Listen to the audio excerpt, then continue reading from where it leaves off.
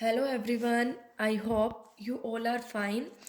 आज हम twelfth Indian economy में हमारा नेक्स्ट टॉपिक करेंगे, जो कि है suggestions to solve the problem of unemployment in India. कि इंडिया में अनएम्प्लॉयमेंट को दूर करने के लिए क्या क्या स्टेप्स लेने चाहिए, क्या क्या सुझाव हैं, क्या क्या सजेशंस हैं। देखिए, हम इंडिया के अंदर कौन कौन से स्टेप्स लेकर अनएम्प्लॉयमेंट को दूर कर सकते हैं, बेरोजगारी को दूर कर सकते हैं। तो सबसे पहला है इंक्रीज इन प्रोडक्शन। कि अगर हम प्रोडक्शन को इंक्रीज कर दे, आउटपुट को इंक्रीज कर दे। देखिए, ये कहते हैं कि एम्प्लॉयमेंट अगर हम बढ़ाना चाहते हैं तो हमें प्रोडक्शन को इंक्रीज करना, आउटपुट को इंक्रीज करना बहुत ज़रूरी है। ठीक है भाई, अगर हम एग्रीकल्चर और इंडस्ट्रियल सेक्टर के अंदर प्रोडक्शन को इंक्रीज कर दें तो उससे जो है अनएम्प्लॉयमेंट दूर हो सकती है। देखिए, जो स्मॉल और कॉटेज इंडस्ट्रीज है, अगर हम उसका डेवलपमेंट कर दें तो लोगों को सेल्फ एम्प्लॉयमेंट मिल जाती है। फॉरेन ट्रेड को बढ़ा दें। ठीक है, इन सब से क्या होगा कि प्रोडक्शन ज़्यादा होगा। ठीक है, अब प्रोडक्शन ज़्यादा होगा तो लेबर की डिमांड भी क्या होगी, ज़्यादा होगी, है ना।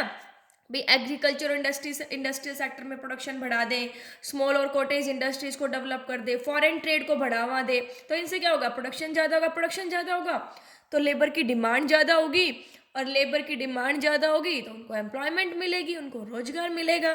ठीक है, तो प्रोडक्शन को इंक्रीज करके भी हम अनएम्प्लॉयमेंट को दूर कर सकते हैं।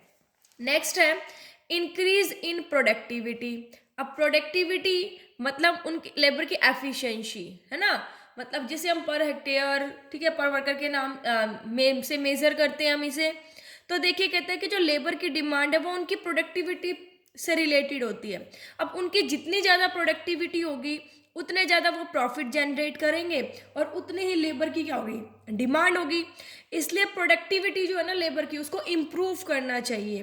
तो प्रोडक्शन और प्रोडक्टिविटी को बढ़ाकर हम अनएम्प्लॉयमेंट को दूर कर सकते हैं। नेक्स्ट है हमारा, देखिए, high rate of capital formation. अब कैपिटल फॉर्मेशन अगर हम कंट्री के अंदर बढ़ा दें, कैपिटल फॉर्मेशन क्या होता है, मतलब इन्वेस्टमेंट बढ़ा दी जाए। ठीक है, इन्वेस्टमेंट लाइक मशीनरीज में काफ़ी सारी इंडस्ट्रीज स्टैब्लिश कर दी जाए, तो इन्वेस्टमेंट अगर बढ़ेगी तो कैपिटल फॉर्मेशन होगा ना। हमने पढ़ा था ना कि कैपिटल फॉर्मेशन क्या होता है, इंक्रीज इन इन्वेस्टमेंट जो है, ठीक है, उसको बढ़ाना, वही कैपिटल फॉर्मेशन है। तो ये कहते हैं, और जो इन्वेस्टमेंट है वो प्रोडक्शन के उन एरियाज में ज़्यादा करनी चाहिए जहाँ पर एम्प्लॉयमेंट अपॉर्चुनिटीज ज़्यादा हो। ठीक है, और जो कैपिटल आउटपुट रेशियो है उसे लो रखना चाहिए। अब कैपिटल आउटपुट का मतलब क्या है कि एक यूनिट को बनाने के लिए, एक अगर यूनिट आप बना रहे हैं तो उसमें आपकी कितनी कैपिटल जो है वो लग रही है। अगर देखिए आपका कैपिटल आउटपुट रेशियो ज़्यादा होगा तो जो हम कैपिटल फॉर्मेशन करेंगे, ठीक है, जो उनका जो इंक्रीज होगा कैपिटल फॉर्मेशन का रेट, उससे एम्प्लॉयमेंट पर बहुत कम इफेक्ट पड़ेगा। इसलिए अगर हम कैपिटल फॉर्मेशन के रेट को बढ़ा रहे हैं तो हम कोशिश ये करें कि जो कैपिटल आउटपुट रेशियो है वो लो रहे। ठीक है, तो ऐसे भी मतलब कैपिटल फॉर्मेशन करके हम इन्वेस्टमेंट ज़्यादा करके क्या कर सकते हैं, अनएम्प्लॉयमेंट को दूर कर सकते हैं।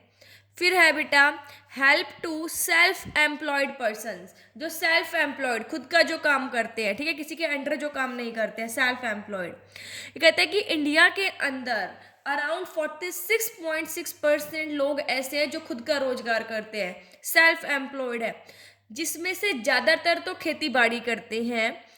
एग्रीकल्चर के साथ जैसे कई लोग किस में है भाई, ट्रेड में, कॉटेज और स्मॉल इंडस्ट्रीज में, या जो बिल्डिंग कंस्ट्रक्शन करते हैं उनमें लगे हुए हैं, रेस्टोरेंट कर रखा है उन्होंने, ट्रांसपोर्ट।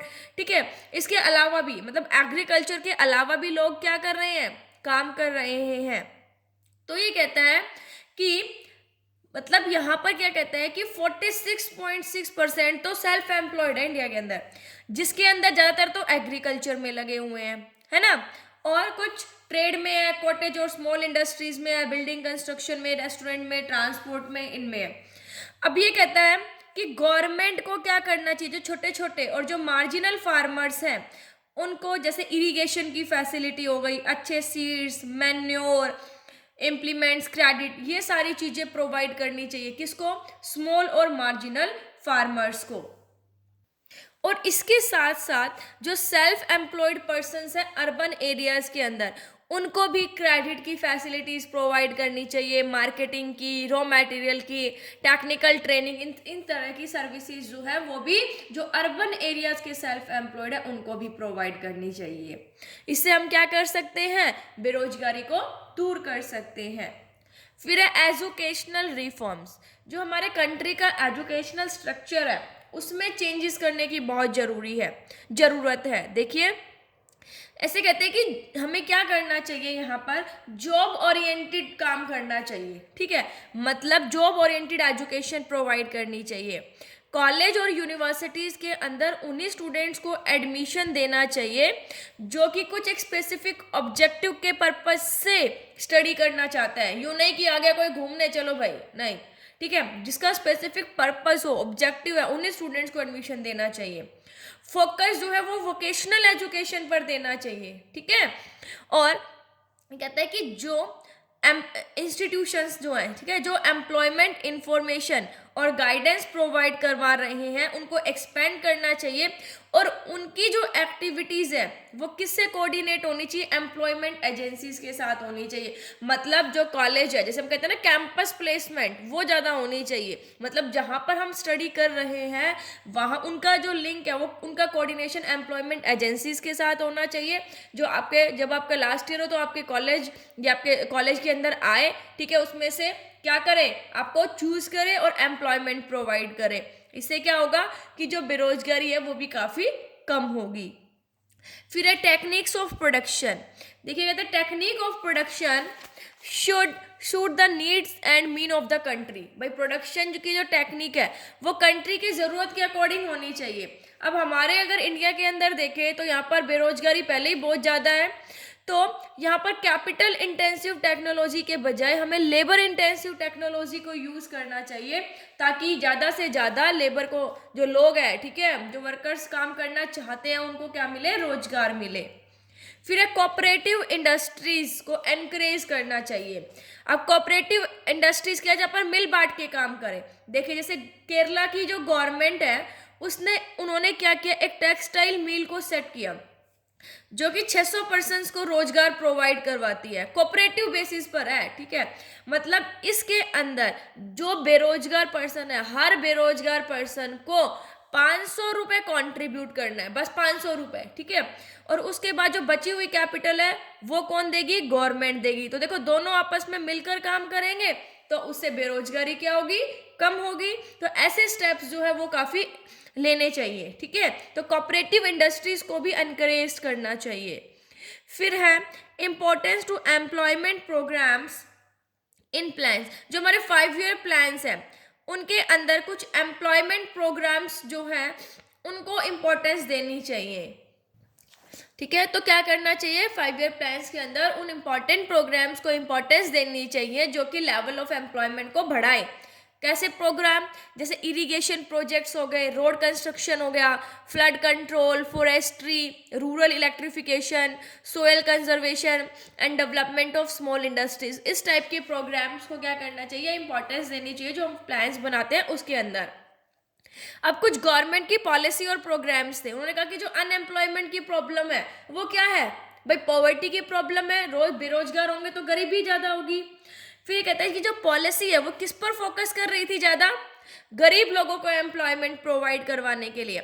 आपने लास्ट चैप्टर्स में पढ़ा, हमने कितनी सारी स्कीम्स पढ़ी थी जो गवर्नमेंट ने स्टेप्स लिए थे अनएम्प्लॉयमेंट को दूर करने के लिए। उसमें एक national rural employment guarantee act था, जो Mahatma Gandhi national rural employment guarantee act, that is MNREGA, ठीक है, वो भी गवर्नमेंट ने स्कीम लॉन्च की थी जिसके अंदर जो लोग काम करना चाहते हैं, काम करने के इच्छुक हैं और उनको काम नहीं मिल पा रहा है तो उनको 100 डेज का वेज एम्प्लॉयमेंट गवर्नमेंट प्रोवाइड करती है। फिर जो न्यू इकोनॉमिक पॉलिसी है 1991 में, उसने क्या कर दिया कि जो गवर्नमेंट का डायरेक्ट कंट्रोल था एम्प्लॉयमेंट जनरेशन में वो कम हो गया। किस पर ज़्यादा फोकस होने लग गया, प्राइवेटाइजेशन के ऊपर, ठीक है। उसके बाद है बेटा skill India, make in India और स्टार्टअप्स।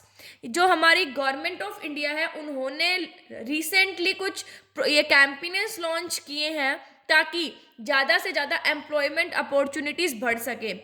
सबसे पहला कौन सा है, स्किल इंडिया, जो कि 15 जुलाई 2015 को क्या हुआ था, लॉन्च हुआ था।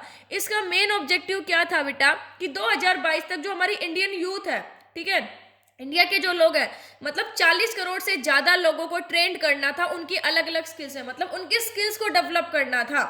अब इसका फोकस किस पर था, कि उनको वोकेशनल ट्रेनिंग प्रोवाइड करना, ठीक है, और सर्टिफिकेशन ऑफ इंडियन यूथ करना, ताकि वो एक बेटर लाइवलीहुड, मतलब अच्छे से अपनी जीविका कमा सके। मतलब सीधी सी बात है कि उनको, जो हमारी यूथ है, जो हमारे यहाँ के लोग हैं, उनके स्किल्स को डेवलप करना था अलग अलग सेक्टर्स में, ताकि वो अपना जीवन अच्छे से बिता सके, ठीक है, अपनी सोसाइटी के अंदर उनकी रिस्पेक्ट हो, अच्छे से अपना काम कर सके। तो उनके स्किल्स को डेवलप करने के लिए स्किल इंडिया जो स्कीम है वो लॉन्च की गई गवर्नमेंट ने, ताकि स्किल्स को इम्प्रूव करके वो अपने अच्छे से कमा सके।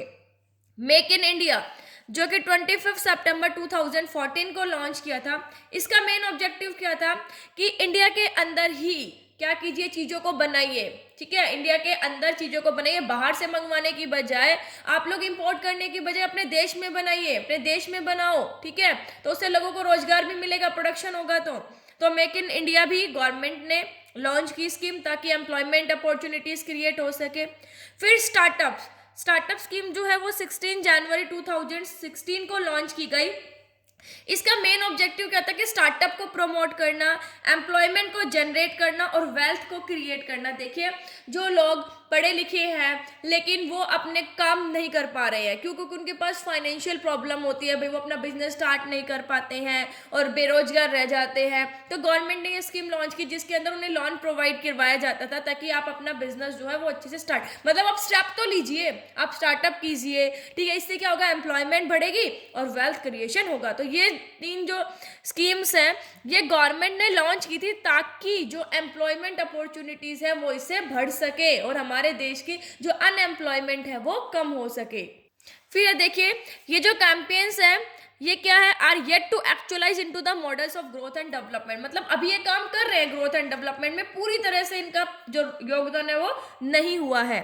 तो ये कह सकते हैं, one can hope that once these schemes become operational the Indian economy would generate abundant of opportunities of employment, particularly those through self employment. कहते हैं कि अगर एक बार ये स्कीम्स ऑपरेशन में आ गई ना, अच्छे से आ गई, ठीक है, तो इंडियन इकोनॉमी जो है वो काफी सारी अपॉर्चुनिटीज जो है एम्प्लॉयमेंट की वो क्रिएट कर सकता है, पार्टिकुलरली किस में, सेल्फ एम्प्लॉयमेंट के केसेस में, ठीक है, सेल्फ एम्प्लॉयमेंट से। सो ये हमारे कुछ ये सजेशंस थे, कुछ स्कीम्स थी जो हमने स्टडी की। आई होप आप सबको ये चैप्टर जो है वो अच्छे से समझ आ गया होगा। Thank you, stay safe, stay home.